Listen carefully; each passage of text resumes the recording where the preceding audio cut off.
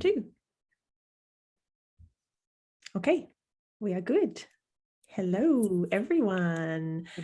Let me just organize my things. Yes. How is everyone going? Happy Monday. Good morning to all the people over in the US. That's where you are, Lara. I'm in Canada, so Canada, same time zone. Yeah. Yeah.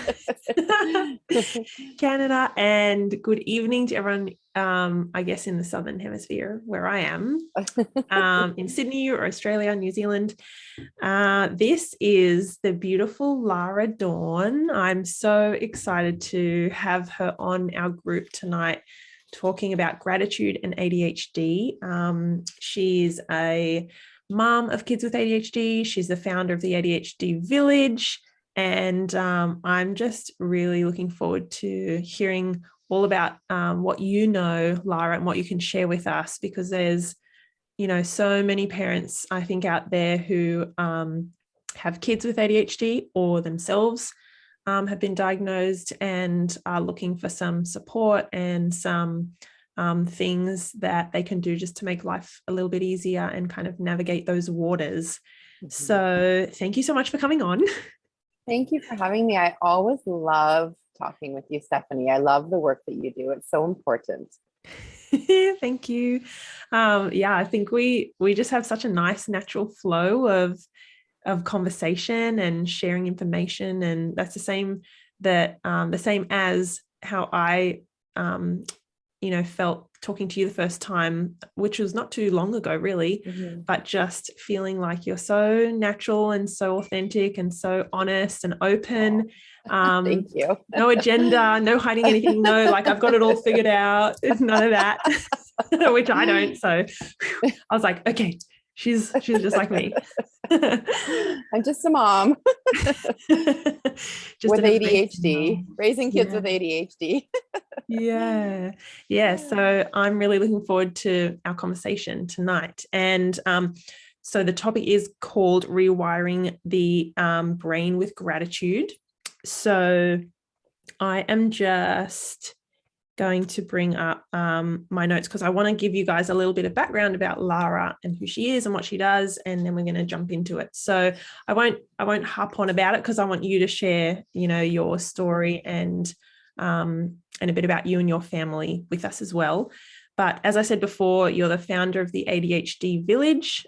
You have a summit coming up, which is really exciting, which I think everyone would love to hear about how they can access that and what is going to be involved and who's going to speak and things like that. And when that is, that would be awesome. So maybe we can mention that at the end. Awesome. Okay. Sounds good. So Lara is a certified teacher and she has over 20 years experience specializing in environmental science and special education. And she's happily married and has 2 neurodiverse sons, so 2 boys. And she supports mums in learning how to manage their own emotions while navigating their children's ADHD so that they're calm, confident, and deeply connected to their children. So I love that kind of concept of embracing ADHD and working with it to really more easily kind of navigate the seas, which sometimes I sort of explain it as. Does that make sense? It does, absolutely. Yeah. Sorry, I'm getting all teary-eyed just thinking about some of the things I like to talk about. I'm very emotional. Oh, that's okay. You're in the right space. You're in the right place. Don't apologize ever. So I was going to say, let us know a little bit about, you and your background, your story, your kids and kind of where you've come from, stuff like that.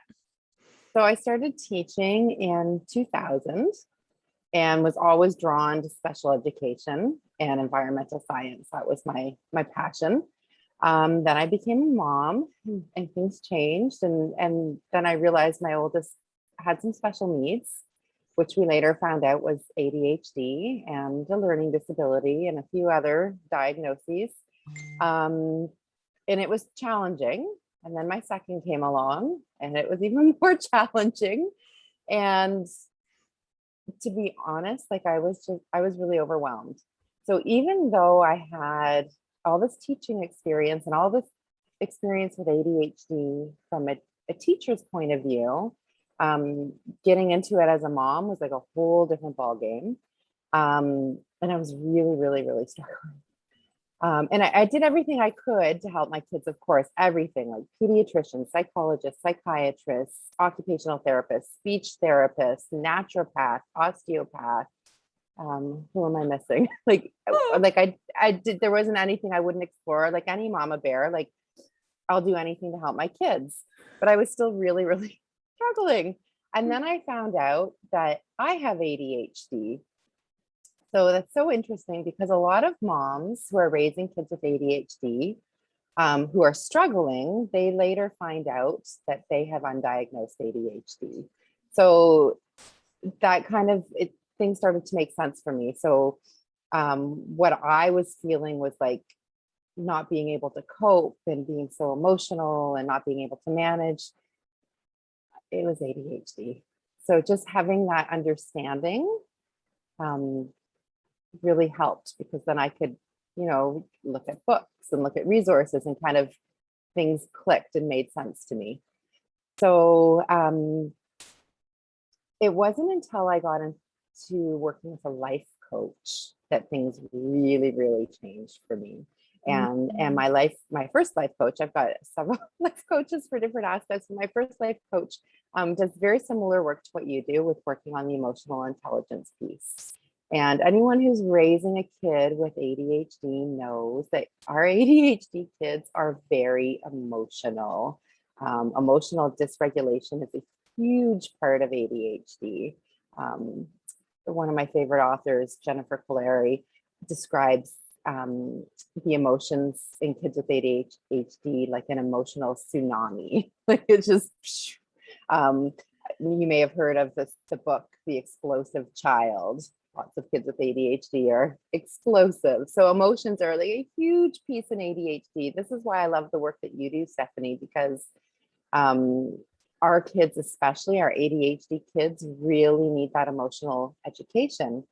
And parenting doesn't come with a manual. Wouldn't it be so nice if you become a mom and here's the manual and here's all the instructions of things to do? And yeah, we're our kids' number one coach for their emotions, but we haven't been taught how to deal with our own emotions, let alone how to coach a little person with their emotions.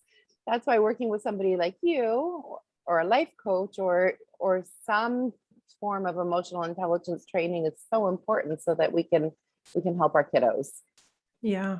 So important. And I think just that, not only the support for our kids with ADHD, but like you said, for the parents to have that support and the guidance and the coaching as well. That sounds like it was pretty transformative for you guys. Really, like it changed me. I became more calm, more confident. And once I was able to be more calm and confident, then the whole atmosphere in the home changed. Mm-hmm. Because really, I mean, parents and often the mom, we're like the captain of the ship, right? So if we're drowning, then the whole ship is going to go down. So once we're able to be calm and confident and in control of our emotions and understanding things, then we're able to guide our kids. Yeah. So that's actually what then motivated me to open the ADHD Village, because I thought, wow, if I had known this years ago, what a difference it would have made in my life. So I wanted to reach out and help parents who are raising kids with ADHD, because as a teacher and a mom, like, kids are so important to me. They are our future. These are our future leaders. So we need to give them the best start possible, and that emotional intelligence training is the best thing that we can do for them, for their future, for everybody's future. Yeah, for sure. So yeah, tell us a little bit actually quickly about the ADHD Village. You just said that's sort of something that sparked how that came about. Tell us a bit about that, because it's a community, isn't it? Yeah. So it's an online community. It's on Facebook. It's a group. There's a few little questions you need to answer to join, but it's really a group of parents loving parents who are raising kids with ADHD, and we're here to support each other.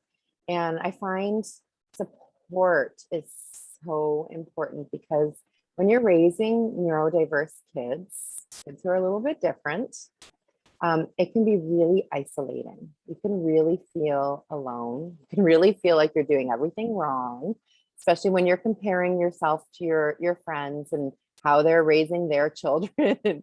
It can feel overwhelming and isolating. So being a part of a community who gets it, who's also raising kids with ADHD, just that piece alone is so helpful. We bounce ideas off of each other, share experiences, ask questions. So the ADHD Village is a community where parents can connect with each other. And then I share little tidbits of information throughout the village as well. Little bits of mindfulness and things like that. Fantastic. I love that. Maybe as we finish, we can both put in, or you can put in your links and stuff like that at the end to the village and things, so people can join, or they can get in touch with you if they want to ask you any questions. That would be awesome. I had a question actually before we dive into the gratitude stuff. Do you think, I don't know if you can really comment on this, do you think it's easier for a parent who has ADHD or realizes they have ADHD than to understand and help guide their kids who have ADHD? Or is that an extra load? Like, is that extra difficult? I don't know if you can, though. That's a great question. And I think both answers are true, really. Because when you have ADHD yourself, you get it. You get what the struggles are like. But then when you have ADHD yourself, you're also disorganized and have a hard time focusing and prioritizing tasks. And you might be time blind. You might be super emotional and reactive. So that can be challenging. But on the other point, like, you get it. And then you know what strategies work for you, so you can try to help your child with those strategies. And it also normalizes ADHD. I've always wanted to normalize it. Like, some people aren't comfortable with it. They either don't believe in it, or they want to like not tell anyone the label because they don't want their child to be labeled. Yes. But I've always been loud and proud. Yep, our family has ADHD. It's just the way it is. It's not an excuse. It's an explanation. This is what's going on. So yeah, we might be, we might interrupt, or we might be late or whatever. And our brains work a little bit differently. But there's lots of benefits of ADHD too. We're risk takers. We're creative. Yeah, beautiful. I was going to say, let's share with us some of those, the positives and the benefits, because there are, to any different way that a person is wired, I know there are benefits, there are advantages, and we sometimes just need to see past the stuff that makes it difficult, and kind of see those hidden gems. Do you know what I mean? Like the creativity and the social nature and things like that. They're beautiful qualities to be celebrated, not to be, like squashed down or anything like that. So the name ADHD, I'll just grab this book here. The name ADHD, attention deficit hyperactivity disorder. And I stumbled on it because of this book here, attention difference disorder. So this is a psychiatrist from Canada, Dr. Kenny Hendelman, and he calls it an attention difference disorder because hyperactive can be misleading, because not everybody has the hyperactive piece of ADHD. Some people are inattentive. And then the attention piece, it's not that we can't pay attention. We're paying attention to everything with the same importance. So, I mean, our discussion right now is I'm attending to my diffuser in the background. I'm attending to the light that's starting to come through my window. So like everything all at once, almost with the same level of importance. So it's not that we can't pay attention, it's we're paying attention to everything all the time. And a benefit to that is that we also have the ability to hyper focus on things that are motivating and interesting to us. So when I started the ADHD Village, which came around the same time as my younger child's diagnosis of ADHD. Like once 75% of our household was diagnosed with ADHD, I was like, okay, I need to really dive into this. But then the hyper focus piece came into play because that's my passion now, is learning everything I can about ADHD, soaking up all the knowledge and then sharing it. Yeah. So thanks to my ADHD, the ADHD Village is here. I love it. And I love that you say we're normalizing it, because I think that's so important for any neurodiverse child and any parent to be able to sit comfortably in, this is just another way that each individual is wired. We are all wired. We are all we all have our differences. No two people are alike, not even twins. And just because a large proportion of humans fit into this type of category and others fit outside of that, it doesn't mean that's not normal, or it's a disorder or a condition. And I love the word difference. I used to work at Aspect, which is Autism Spectrum Australia, and for 7 years as a therapist. And we looked at kids on the spectrum as what we sort of called a different kind of brilliant, like they were wired differently. And some families wanted us to use the term autism condition, not autism spectrum disorder. Mm-hmm. And, or the person first language that has now come out from adults, autistic adults. I shouldn't say adults with autism, because that is not the right way. So people are really embracing their differences, embracing how they are wired, and loving that community, like the ADHD, like we're an ADHDer. I don't know if there's another term for it, how there was Asperger's and people would say I'm an Aspie, like, it's that community, it's that identity I'm trying to say. Does that make sense? Yes, for sure.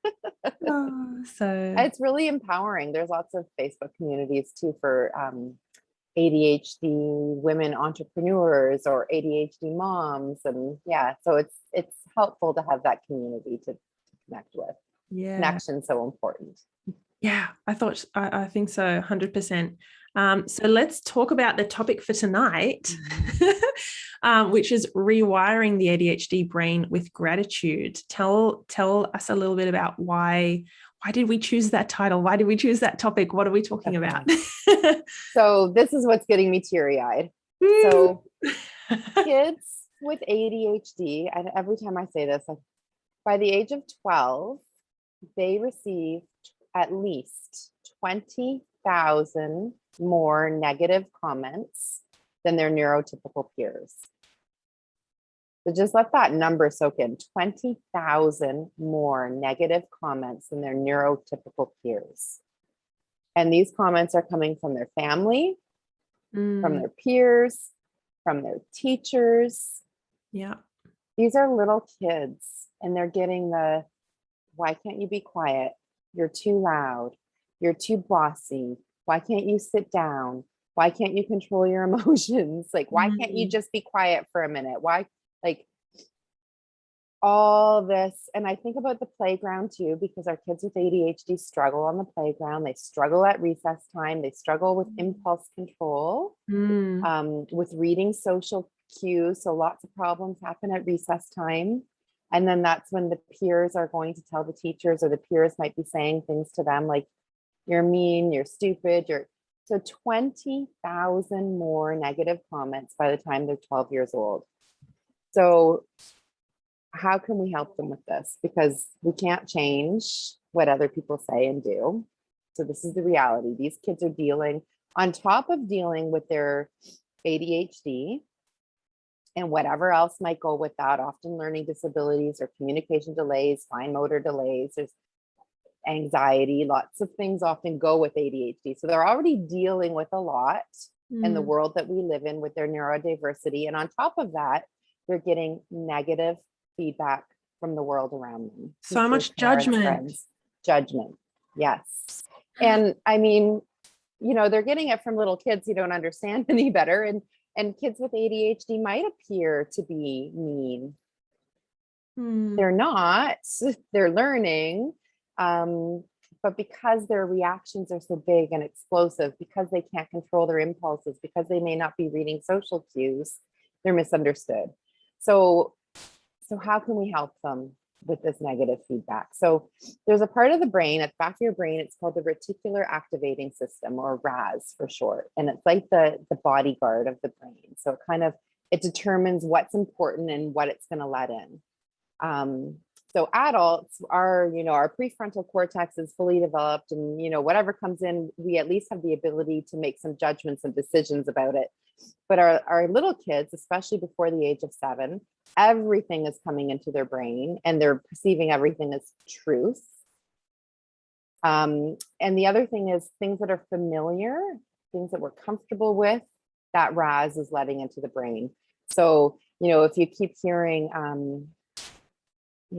you're a bad kid, you're always interrupting, you're always getting into trouble, you're always bugging your brother, then that's familiar to your brain. It's safe to the brain to let familiar things in, so that the RAS is letting all that negativity in. So we can actually rewire our kids' brains by helping them focus on gratitude and positivity. So a lovely example of this is, I think about my 2 boys. When they were younger, especially, my youngest would say about the oldest, "He's so mean, he always breaks my Lego." Because that was like a go-to reaction. The older one would be frustrated and whoosh, smash the Lego. So, and then the younger one would say, "He's so mean to me, he always breaks my Lego.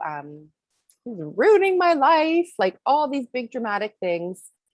And so the more he focuses on those things, it becomes familiar. The RAS is letting in all the negative things. So he's noticing all the things about his brother.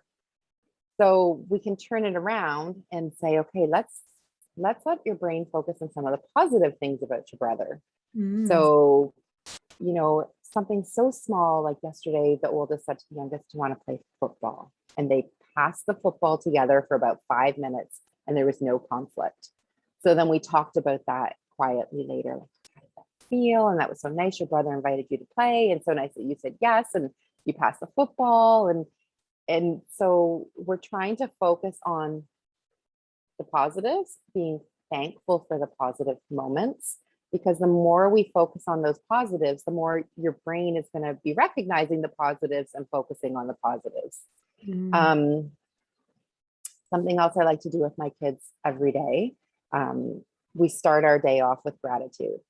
And I find this so fascinating because my mom always told me, before you get out of bed, think about 3 things that you're thankful for. Before your feet even touch the ground, start your day off in gratitude. And I always thought, oh, Mom, like, that's so sweet. That's such a nice thing. That's, how lovely to start your day like that. But it wasn't until I started researching, like, whoa, starting your day off with gratitude actually changes your brain on a molecular level. It releases so many feel-good neurotransmitters. And I just want to point out a book too. Yeah. ADHD 2.0. If ADHD is new to you, this is a fabulous book. And one of the strategies in this book is gratitude. And the book is written by, I don't know if you've heard of it, but it's written by 2 psychiatrists who both have ADHD, Dr. Rady and Dr. Hallowell. So I love that they themselves have ADHD. So when you're expressing gratitude, there's neurotransmitters that are released. So the first one I want to talk about is dopamine. And what is amazing about dopamine is the feel-good neurotransmitter. And it gives your brain like a little high. And the more you do things that release dopamine, the more your brain wants to repeat that thing. So when you're expressing gratitude, you get a little hit of dopamine. And your brain likes that, and it wants to express more gratitude. Dopamine helps you focus. So kids with ADHD struggle with focus.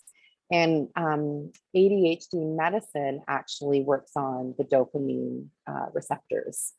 So So people with ADHD do have an imbalance of dopamine. So starting your day off with gratitude or ending your day with gratitude or gratitude throughout the day gives you that burst of dopamine. So it's the reward chemical in your brain, the feel good chemical. It helps you to focus. The other neurotransmitter that is released is serotonin. So that is for your mood, your general feel good. Serotonin also plays a very key role in sleep. And if you are raising a child with ADHD, you know that sleep can be an issue. Kids with ADHD have a hard time falling asleep and staying asleep. So if we can boost up their serotonin, we're going to help with sleep. So gratitude helps with dopamine, it helps with serotonin. And a way that I do like to do gratitude with my kids in the morning. It's part of our morning routine, and I'll ask them, what are you thankful for today? And they have these cute little gratitude journals, but you can use any kind of notebook or anything to record it in. It's nice to write it down. There is science that supports the writing piece. So if they can do the writing, it's best, but they might be too young or not, into writing. So you can write for them. So every morning we talk about, what are you thankful for today? And we spend some time really feeling into the gratitude, really thinking about why you're thankful for that thing. And then I ask them, well, what's something great that happened yesterday? So because kids with ADHD are getting so much negative feedback, I want them to focus on something positive that happened the day before and feeling into gratitude about how lucky they were to have that experience. Another idea is just to write those ideas down and keep it in a gratitude jar. And then when they're feeling down or blue or whatever, they can pull out one of the things that they're thankful for. It's not that you don't want to shove your feelings down, but gratitude is a nice way to get you out of when you're feeling blue. It's nice to focus on your gratitude. Yeah, wow. There's so many beautiful ideas, and they're so simple, aren't they? So simple. It's free. Yeah. It's free and it's so easy to do. Some families say grace before they eat, and that's really gratitude, right? For talking around the table, what's something great that happened today and sharing that. Doing a brainstorm or an art piece, or going outside with chalk and writing on the sidewalk about things that make you happy, things that you're thankful for. Yeah, I think they're beautiful, and they're simple, easy things that we can create and we can encourage our kids to do. They don't cost money, most of them, and yet they are, over time, rewiring our kids' brain to look for the positives and to get out of a negative mindset perhaps, and look for what things make them feel really grateful and good. So I love those. Thank you. and kids who are grateful, who really express their gratitude, there's all sorts of benefits. So one is that there's studies that show that grateful people are more sensitive and empathetic. So they behave in more pro-social ways. Even when people are unkind to them, they're less likely to retaliate. So hello, ADHD with impulse control and social struggles. So what a gift we can give our kids to help them feel gratitude, to boost those skills of empathy and social skills. Also, when you're in a place of gratitude, you're less likely to be comparing yourself to others. And that social comparison has such a hard hit on your self-esteem. And when you're able to be in a place of gratitude and celebrate other people's accomplishments, your brain loves celebration, and your brain doesn't know the difference whether you're celebrating for yourself or somebody else. So celebrating for others and being in that place of gratitude is so helpful for kids. And for us. Yeah, all of us, right? Kids and adults alike. Oh, that is so helpful. Thank you so much for sharing those tips, those insights, and those ideas. I just love how they are so simple and so practical, but it does come down to us as the parents. Similar, same story with the emotional intelligence and raising emotionally intelligent kids. It's not going to come from our kids. They don't have the bandwidth. They don't have the life experience. They don't have the brain development. This is our role, part of our job as parents, to guide them and coach them and encourage them and help them look for the positives and be grateful and talk about their emotions and be open. That stuff's going to come from us. So yeah, we have some work to do. We have to cultivate and create this culture. I talk about creating an emotionally intelligent culture in your family because like we say, we're kind of the leaders of the ship, or what did you say? The captain of the ship. I was like, the pirates of the ship. No. It's too late. So yes, we are the captains of the ship. It comes from us. We're the ones who are putting these practices in place, little tweaks, changes, moments, interactions, and then before we know it, we have the culture in our family of gratitude or of calm amongst the chaos, and things like that. So one quick thing I wanted to ask before we wrapped up, and you talked about the summit and other stuff you've got going on, is I noticed you have a few books there. For parents who are interested in some good books to read to support them dealing with their kids with ADHD and things, have you got a few that you want to kind of show us? So ADHD 2.0. Okay, yeah. That's a good one. Just cool. To really learn about ADHD. And there's all kinds of strategies in here. And it explains the neuroscience, which I love. Like, I love to know what's really going on in the brain. So this really explains that beautifully. And it's an easy read. Yeah. Trying to look for my favorite book of all time. Oh, here it is. I love books. Me too. Oh. This one's my favorite. Ooh. Connected Parenting by Jennifer Clary. And I actually interviewed Jennifer Clary for my summit. She's going to be the first speaker. Everything she says is gold, like really. So her big philosophy is the calm technique. So connecting with your children, really listening to them, matching their affect, mirroring their emotions. Wow. Yeah. So lots of, if you do tune in for the summit, even if you just watch the one day and watch Jennifer Clary, you will learn so much from her. She's amazing. So that's one of my favorite books for sure. Yep.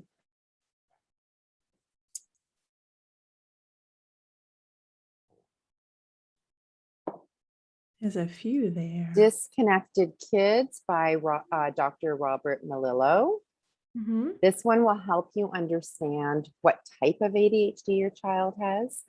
There's a disconnection in the brain between the right and the left hemisphere. So this helps you understand whether your child is more left brain or right brain, and what you can do to help strengthen the connection in the brain. Dr. Melillo is also one of the people I interviewed for the summit. So he has lots to share. Oh my goodness. I know. So many great speakers. Yes. Beyond Intelligence, Secrets for Raising Happily Productive Kids. This is by Dr. Donna Matthews. Wow. She talks about neuroplasticity and how we are like the architects of our kids' brains. And we have the power to rewire their brains. Big believer in mindfulness and a growth mindset. And Dr. Donna Matthews is also one of the amazing people I've interviewed for the summit too. So God. Lots of favorite books here. Yeah, there's a few. If you have any more, we could always put them in the comments when we hop off in a minute. Okay, I could keep going. Ross Green. I love Ross Green. Ross Green. I just did his collaborative and proactive solutions training. Amazing. So yes, so good. Zones of regulation. Yeah. Okay, I'll stop. Cool. So yes, tell us about your summit. I am also a speaker on the summit. Yes, you are. Which is exciting. Tell us when and where and how people can watch, because that's going to be incredible. So I'll share all the information with you so that you can share, but it's called Calming the ADHD Chaos. So you can just go online, www.calmingtheadhdchaos.com. It starts, so you need to sign up for it. It starts on September the 20th. And each day for 14 days, you'll receive an email that comes into your inbox. And you click on, there's 2 speaker interviews per day. So you will be on. Yeah, I don't know when I think One of I'm the days. on I feel like it was early September on. 26th. Yeah. September 26th. Okay. I believe. Yeah. Don't miss So that. that's the day for emotional intelligence. Yeah. So so different topics every day. Each day there's 2 speakers, and you just click on the interview, and nearly all of the speakers are also offering free gifts, which is amazing. Like the amount of things that are being offered in this summit is phenomenal. So the idea is just to give parents all kinds of supports and ideas, and you kind of like pick what resonates with you. And I think you're going to know like where your heart will pull you in the direction that you need to go and learn more about. So it is free. It is completely free. You get the videos for 24 hours. Now, if you wanted to have the videos, if you wanted to access them for a year and receive the workbook and some other bonuses, then you do have an option to purchase, but the purchase is not necessary. It's absolutely free. It's 14 days. You might choose to watch for all 14 days, or you might just pick your topics and just tune in on the days that are interesting to you. Yeah. That's so Lots awesome. of incredible speakers. Yes, amazing. Some big names there. I'm so grateful to be among some of them, and just for you to be able to, like, I know the effort that goes into putting on a summit or an online conference. I haven't yet created one, but I've been part of many different ones, all global ones, and man, the amount of organization time and slotting people in and getting their recordings and stuff and getting it out to people who sign up is huge. So thank you for putting that on free for everyone. So I would highly encourage everyone, if you're watching along, to go to calmingtheadhdchaos.com and sign up so you guys can access all the interviews and the talks that are coming up later this month. So yes. Beautiful. Is there anything else that what else you've got coming up or that you want to talk about before we finish up? Just come on and join the ADHD Village and Facebook. Just it's nice to connect with parents who are like-minded and who get it. So it's nice to have that community of support around you. Yes, yeah, definitely. So we'll put those links in the, I'll see if I can put it in the description actually of the video so that people can see it as they scroll through the Let's Raise Emotionally Intelligent Kids group, but also we can put them in their comments there. I feel like I saw a question. Oh, can we, Jamila asked, can we put the titles of the books in the chat? Okay. Yes, so you could go back and maybe put some of the titles and authors in for parents. And is this the same summit that was on last year? No, this is the first time you're running it, isn't it? Yeah, it's brand new. Yeah, I'm just starting. The ADHD Village has started in May, and I've just started my life coaching in May. So yeah, this is brand new. It's the first annual, but it's the first one. Yeah. Yeah, awesome. Okay, well, there's a few questions in the comments and things, but because we've run a little bit over time, I might, one of us can go in and we'll go through the comments and we'll pop some answers to some of the questions there, so that we can finish up and I can get to bed and you can get on with your day. I'm so grateful. Thank you so much, Lara, for coming on and giving us your time early in the morning and sharing your wisdom and your insights. It really means so much. I think, a number of parents either watching now live or watching later on the feed, or if you are watching on YouTube, this will be up on Lara's YouTube and mine. We'll put the links obviously below again. I think, parents will have gotten so much value out of just those simple, practical but yet transformative ideas and strategies, and those ways that we can cultivate some happiness and positivity and well-being for our kids with ADHD. So thank you so much for your time. Thank you, Stephanie. I love chatting with you. We have such a great connection, and I always learn so much from you. Thank you, Stephanie. And thanks everyone watching. Thank you, everyone, and have a beautiful rest of your day or evening. Bye. Yeah.